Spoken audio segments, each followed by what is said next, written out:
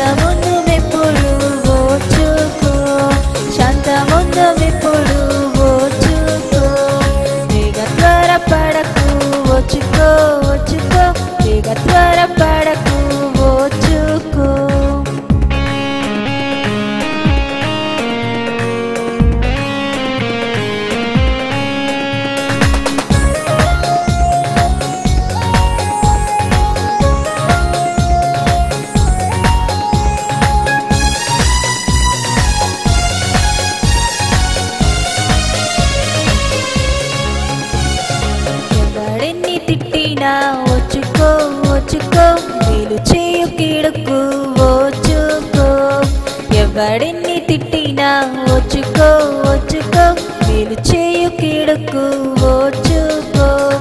లోకమందు సుఖము కొంతసేపు నిండును, లోకమందు సుఖము కొంతసేపు నిండును. కోపమేల చేతువు వచ్చుకో, కోపమేల చేతువు వచ్చుకో. వేగ త్వరపడకు వచ్చుకో వచ్చుకో, వేగ త్వరపడకు వచ్చుకో.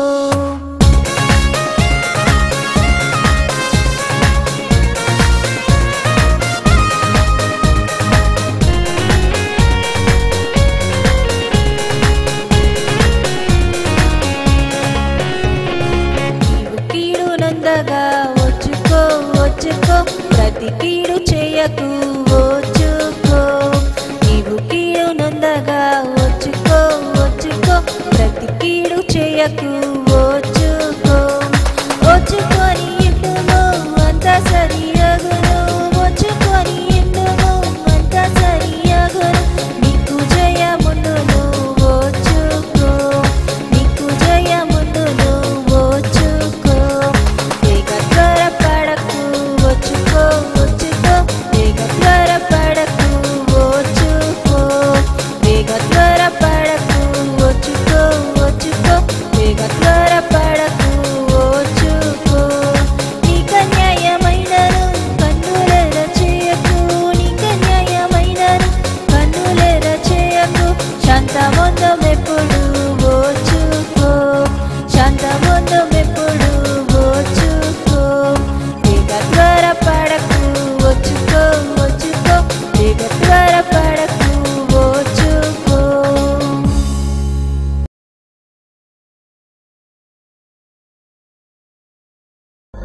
ప్రభునందు ప్రియులారా, మన ప్రియరక్షకుడైన యేసు స్వామి పరిశుద్ధ నామములో మీకెల్లరకు కృపా సమాధానములు కలుగును గాక. ఆమేన్. మీ అందరికీ మరణాత. ప్రియ స్నేహితులారా, ఫాదర్ దేవదాసయ్య గారికి దేవుడు బయలుపరిచిన,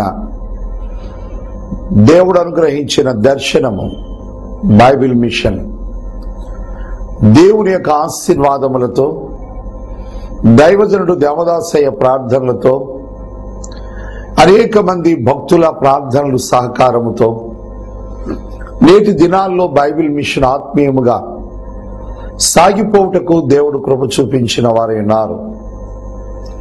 గుంటూరు బేతేల్ హౌస్ను ప్రధాన కేంద్రముగా, కాకాని స్వస్తిశాలను దేవుడు ఆశీర్వాదముల తోటగా మనకు అనుగ్రహించుట ఎంతో సంతోషదాయకం.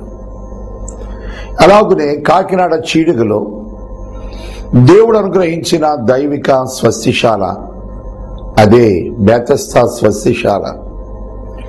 అటు స్వస్తిశాల నుండి కార్యక్రమాలు మీకు అందించడానికి దేవుడు కృప చూపించారు. స్వస్తిశాల యొక్క శుభములు, దీవెనలు తండ్రి మీకు అనుగ్రహించాలని కోరుతున్నాను. దేవుని కృపలో 10 నెలలు దాటి 11వ నెల అనబడిన నవంబర్ మాసంలో మనము దేవుని ఆరాధించే వారమై ఉన్నాము. ఈ 11వ నెల నవంబర్ నెల 2వ రాకడ నెలగా మేము ఆచరించుట, ప్రార్థించుట జరుగుతూ ఉంది. 10వ నెల బైబిల్ పండుగ నెల లేక దిద్దుబాటు నెల, మతోద్ధరణ నెల. 11వ నెల యేసు ప్రభువారి యొక్క 2వ రాకడ సంభవించే నెలగా ఈ నవంబర్ మాసం అంతా యేసు ప్రభువారి యొక్క 2వ రాకడ సందేశాలు, యేసు ప్రభువారి యొక్క రాకడ విందులు గూర్చిన సందేశాలు సంఘాల్లో, సభల్లో, కూటాల్లో ధ్యానించుట జరుగుతూ ఉంటుంది.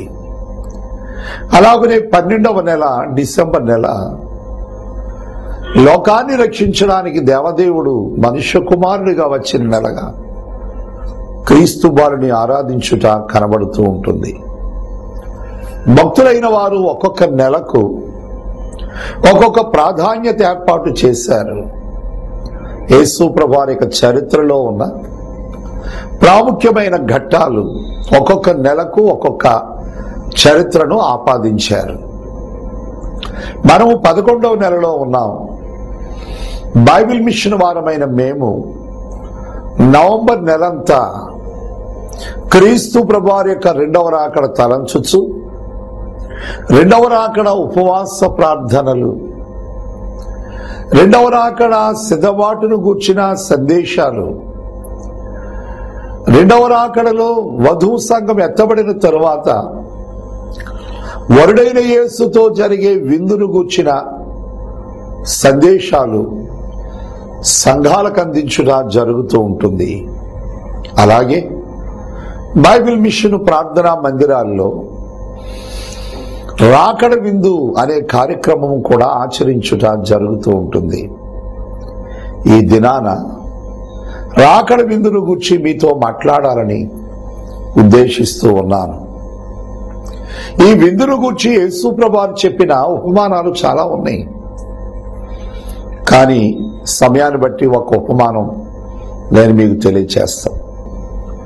మత్తయి సువార్త 24వ అధ్యాయము 15వ వచనములో యేసు ప్రభువుతో కూడా విందులో కూర్చున్న ఒక సహోదరుడు యేసు ప్రభువారితో మాట్లాడుతూ ఉన్నాడు.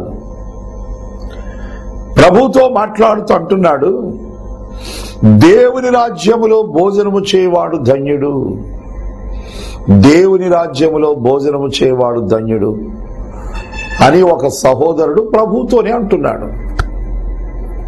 దేవుని రాజ్యములో భోజనము చేయవాడు ధన్యుడు. ఆ దేవుడు ఆయన చెంతనే ఉన్నాడు. ఆయన రాజ్యములు ఎవరైతే భోజనము చేస్తారో వారు ధన్యులు అని అక్కడ సంభాషిస్తూ ఇందును గురించి మరో మాట మనం జ్ఞాపకం చేసుకోవాలి.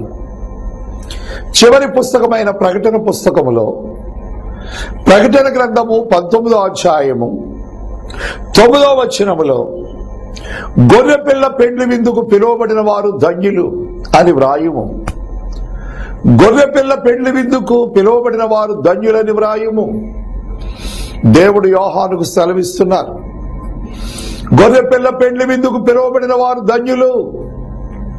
అక్కడ చూస్తే సువార్తల్లో దేవుని రాజ్యములో భోజనము చేయవాడు ధన్యుడు. ప్రియమైన వారలారా, పరమగీతము 2వ అధ్యాయము 4వ వచనాన్ని మనం చూచినప్పుడు, పరమగీతము 2వ అధ్యాయము 4వ వచనములో వధువైన సంఘము తాను అనుభవించే విందును గురించి తెలియచేస్తోంది. ఏమంటుందంటే, అతడు నన్ను విందుశాలకు తోడుకుని పోయెను, నా మీద ప్రేమను ధ్వజముగా ఎత్తెను, ప్రేమాతిశయము చేత నేను మూర్ఛిల్లుచున్నాను, ద్రాక్ష పండ్ల అడలు పెట్టి నన్ను బలపరచుడి, జల్దరు పండ్లు పెట్టి నన్ను ఆదరించుడి. అతని ఎడమ చెయ్యి నా తల క్రింద ఉన్నది, అతడు కుడి చేత నన్ను కౌగలించుచూ ఉన్నాడు. ప్రేమకు లేచుటకు ఇష్టమయ్యే వరకు మీరు నన్ను లేపకయు నన్ను కలతపరచకయు ఉండుడని యెరూషలేము కుమార్తెలారా, తరములోని లేళ్లను బట్టి ఇరులను బట్టి నేను మీ చేత ప్రమాణము చేయించుకుంటున్నాను అంటోంది వధువు సంఘము. నా ప్రియుడైన ప్రభు నన్ను విందుశాలకు తోడుకొని పోయాడు. విందుశాలలో తన ప్రేమను ధ్వజముగా నా మీద ఉంచారు. ఆయన చూపిన ప్రేమకు నేను మూర్ఛిల్లుచున్నాను. అమోఘమైన ప్రేమ, ఎన్నడూ ఎవరి వల్ల అనుభవించని ప్రేమ. ఎంతటి ప్రేమ అంటే ప్రాణాన్నర్పించే ప్రేమ. యేసయ్య ప్రేమ ప్రాణాన్నర్పించే ప్రేమ. యేసయ్య ప్రేమ ప్రాణార్పితమైన ప్రేమ. దేవుడు లోకమును ఎంతో ప్రేమించెనని యోహాను సువార్త 3వ అధ్యాయము 16వ వచనములో చెప్పనే చెప్తోంది. దేవుడు లోకమును ఎంతో ప్రేమించెను. ఆయన ప్రేమించిన దేవుడు తన ప్రేమ చేత మన విస్తారమైన దోషములను ఆయన క్షమించుచు, తన ప్రేమ చేత మన ప్రతి పాపమును కడుగుతూ, తన ప్రేమ చేతనే మనలను ఆకర్షిస్తూ ఉన్నాడు. ఆయన తన ప్రేమ చేతనే మనలో ఉన్న పాపములను జ్ఞాపకము చేసుకోనంటున్నాడు. ఆయన అతి అపారమైన ప్రేమ నా ఎడల నీ ఎడల చూపించినటువంటి ప్రేమామయుడు నా మీద ప్రేమను ధ్వజముగా ఎత్తెను. ఆయన చూపించిన ప్రేమ ధ్వజం అనగా జెండా అనగా, ఆయన చూపించే ప్రేమ జెండా అనగా విజయము విజయము విజయము అనగా క్రీస్తు వారి యొక్క సేవా జీవితం అంతా ఓ ధ్వజమే. క్రీస్తు వారి యొక్క సేవా జీవితము ధ్వజము అనగా గెలుపుతో కూడిన జెండా అనగా క్రీస్తు ప్రభు వారి యొక్క సేవా జీవితం అంతా గెలిపే గెలిపే గెలిపే. ఫాదర్ దేవదాసయ్య రాస్తారు, యేసు పేరు మీ చిక్కులపై వేసుకుంటే జయము, జయమని వ్రాసుకుంటే జయము, జయమని స్తుతిస్తే జయము. జయము కీర్తనలు జయ శబ్దముతో రయము పాడండి, జయమో జయమాయనులెండి, జయమే క్రీస్తు చరిత్రయంత, జయమే మరణమునా గూడా, జయమే నీచమును సాద్విలాస్. ఎవరైతే యేసు పేరు తమ మీద వేసుకుంటారు, చిక్కులున్నవా యేసునామాన్ని స్మరించండి, ఆపదలో ఉన్నారా యేసునామాన్ని స్మరించండి, వివాహం లేని వారై ఉన్నారా యేసునామాన్ని స్మరించండి, ఉద్యోగం లేని వారై ఉన్నారా యేసునామాన్ని స్మరించండి, విద్య లేని వారై ఉన్నారా యేసునామాన్ని స్మరించండి, బిడ్డలు లేని వారై ఉన్నారా యేసునామాన్ని స్మరించండి.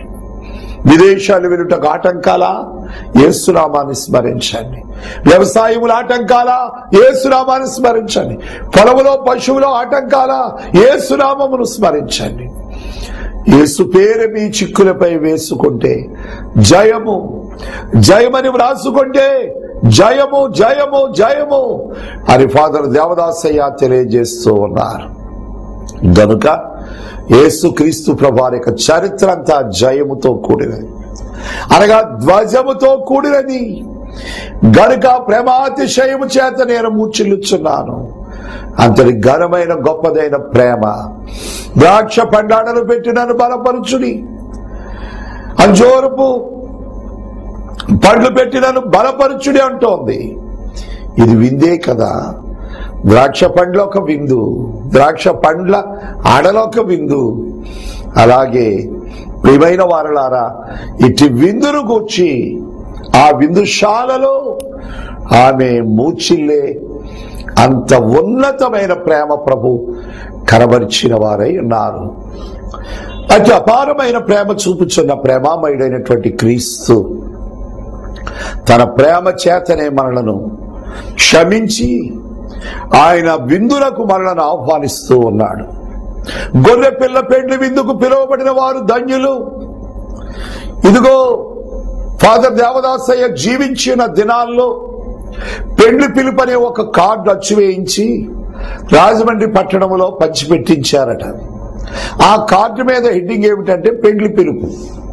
అందులో ఉన్న సంగతులు ఏమిటంటే, ప్రభువునందు ప్రియులారా, పరలోకవరుడైన యేసుక్రీస్తు ప్రభువుకు భూలోకములో సిద్ధపడుతున్న భక్తులైన వారికి అనుకొనని గడియలో అనుకొనని సమయమందు వివాహము జరగబోచున్నది. కళ్యాణ వేదిక మధ్యాకాశము అనుకొనని దినమందు అనుకొనని సమయమందు వరుడైన యేసుకు వధువైన సంఘానికి పరిశుద్ధ వివాహము జరగబోతోంది గనుక భక్తులైన వారిని ఆహ్వానిస్తున్నాను అని ఒక కార్డు వేయించి పెండ్లి పిలుపు అనే పేరుతో ఆయన అందరికీ అందింపచేశారట. కారణం ఏమిటంటే, రాకడను గూర్చిన హెచ్చరిక చేయడానికి. ప్రభువు రాకడ నేడే, రాకడకు సిద్ధపడిన వారు విందుకు అర్హులైన వారని చెప్పడానికి, క్రైస్తవ లోకాన్ని ఆత్మీయముగా ప్రోత్సహించడానికి, భక్తులైన వారిని ఆత్మీయముగా ప్రోత్సహించడానికి ఫాదర్ దేవదాసయ్య ఈ రీతిగా లోకానికి హెచ్చరిక చేసిన వారే ఉన్నారు. ఈ మత్తయి సువార్త 24వ అధ్యాయములో దేవుని రాజ్యములో భోజనము చేయవాడు ధన్యుడు అన్నప్పుడు ప్రభు చక్కని ఉపమానం చెప్పారు. ఒక మనుష్యుడు తన కుమారునికి వివాహము చేయ ఉద్దేశించి అందరికీ కబుర్లు చెప్పించాడు. వివాహ దినం రానే వచ్చింది. తన పని వారిని పిలిచి ముందుగా ఎవరినైతే పిలిచారో వారందరి యొద్దకు తన దాసుని పంపించాడు. ఆ దాసుడు వెళ్ళి ఒక్కొక్కరిని పిలుస్తున్నాడు. మొదటి వాడు అన్నాడు, నేను 5 జతల ఎడ్లను కొన్నాను, వాటిని పరీక్షింప వెళ్ళాలి, ఈ విందుకు నేను రాలేను, క్షమించండి అన్నాడు. రెండవ వాని యొద్దకు వెళ్ళాడు ఈ దాసుడు. అయ్యా, విందు సిద్ధముగా ఉంది, మీరు రండి అన్నప్పుడు అతను అంటున్నాడు, ఇదిగో నేను ఒక స్త్రీని వివాహం చేసుకున్నాను, నేను ఆమెతో కూడా వెళ్ళవలసి ఉన్నది గనుక నేను ఈ విందుకు రాలేనని సాకులు చెప్పి అతడును తప్పించుకున్నాడు, విందుకు రాకుండా. మూడో వ్యక్తి దగ్గరికి వెళ్ళాడు ఈ దాసుడు. అయ్యా, విందు సిద్ధంగా ఉంది, రండి అయ్యా. పిలిచినప్పుడు అతను అంటున్నాడు, నేను ఒక పొలమును కొన్నాను, నేను దానిని పరీక్షింప వెళ్ళుచున్నాను గనుక నేను ఈ విందుకు రాలేను అన్నాడు.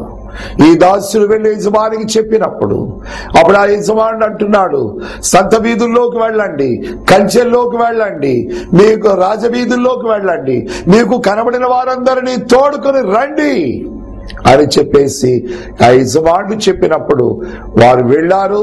ఎక్కడెక్కడో కనబడ్డ వారందరినీ తెచ్చారు.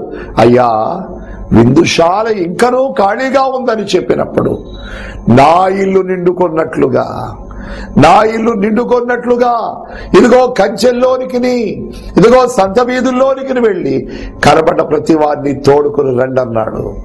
అలాగూ వారు తోడుకుని వచ్చుట జరిగింది. ప్రియులారా, ఇలాగున యేసుక్రీస్తు ప్రభువారు తన ఇల్లంతా నింపబడాలని కోరుతున్నాడు. తన రాజ్యం అంతా నీ చేత నా చేత నింపబడాలని కోరుతున్నాడు.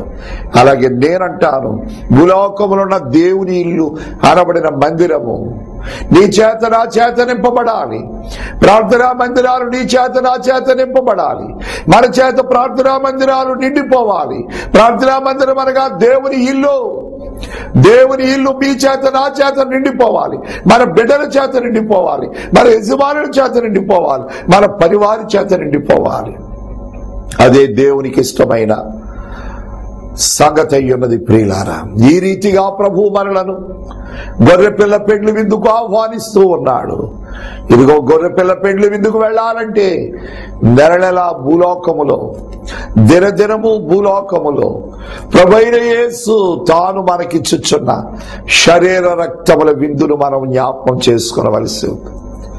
ఈ శరీరమును మీరు భుజించినప్పుడల్లా నన్ను మీరు జ్ఞాపకము చేసుకొనండి. ఈ రక్తమును మీరు పుచ్చుకొనినప్పుడల్లా నా రాజ్యమును పరలోకములో జరిగే విందును మీరు జ్ఞాపకం చేసుకోండి అన్నాడు యేసు ప్రభువారు. కనుక భూలోక దేవాలయములో మనం పుచ్చుకునే శరీర రక్తాలు, అలాగే ప్రతి తెల్లవారుజామున ప్రభు పాదాల దగ్గర మోకరించి ధ్యానములో ప్రభు ద్వారా మనం పుచ్చుకునే ఆయన శరీర రక్తాలు రేపు గొర్రెపిల్ల పెండ్లి విందుకు మనల్ని నడిపించేవై ఉన్నవి.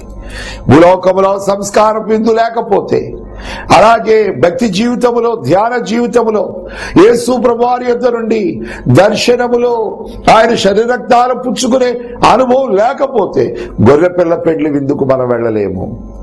ఒకడన్నాడుగా ప్రభువుతో, దేవుని రాజ్యములో భోజనము చేయవాడు ధన్యుడని.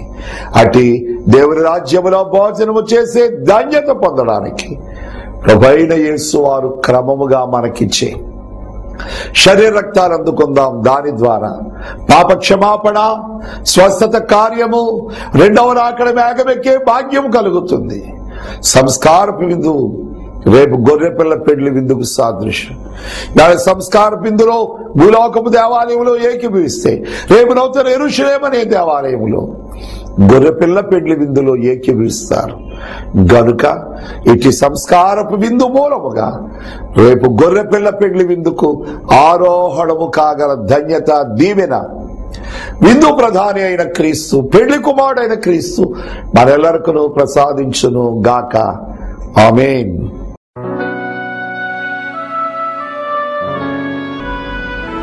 ప్రేమగల మా తండ్రి, నీ పరిశుద్ధ నామమునకు వందనాలు. నా శరీరము తిని నా రక్తము త్రాగువాడే నిత్య జీవము గలవాడు. అంచె దినమున నేను వారిని లేపుదును. నేనిచ్చు ఆహారము నిత్య జీవము కొరకైనది. నీ పితరుల అరణ్యములో మన్నాను తినను చనిపోయింది. నేనిచ్చు ఆహారము భుజించువాడు నిరంతరము జీవించునని సెలవిచ్చిన మా తండ్రి, నీ శరీర రక్తముల విందు ద్వారా మమ్మల్ని రెండవ రాకడ కొరకు ఆరోహణ భాగ్యం ఇచ్చి, ఆరోహణ అంతస్తుచ్చి, పెళ్లి విందులో వరుడవైన నీ చెంత 7 ఏళ్ల విందు అనుభవించు భాగ్యము దయచేయమని వరుడై వచ్చుచున్న యేసు నామమున బ్రతిమలాడి వేడుకొనుచున్నాము తండ్రి. ఆమేన్. మరణాత.